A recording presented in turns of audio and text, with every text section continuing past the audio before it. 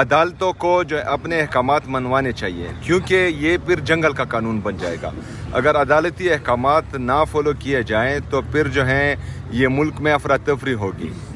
ہر بندہ اپنے حساب سے انصاف کرے گا، اور جب ہر بندہ اپنے حساب سے انصاف کرے گا تو پھر بہت بڑا نقصان ہوگا۔ جی شاید ہٹک صاحب موجود ہیں، شاید ہٹک صاحب یہ بتائیں، تقریباً 14-15 گھنٹے اڈیالہ جیل کے باہر دھرنا دیا، ساری رات گزاری، اور اب ہائی کورٹ کی جانب آپ جا رہے ہیں، تو یہ دھرنا کیوں؟